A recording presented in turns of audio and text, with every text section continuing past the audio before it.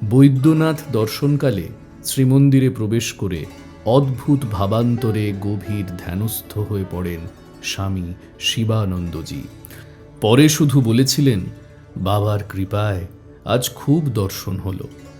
1890-এ শিবরাত্রির দিন স্বামী শারদানন্দজি, স্বামী তুরীয়ানন্দজি ও স্বামী কৃপানন্দ অর্থাৎ বৈকুণ্ঠনাথ সান্যাল নীলকণ্ঠ শিব দর্শন করে প্রভূত আনন্দ লাভ করেছিলেন।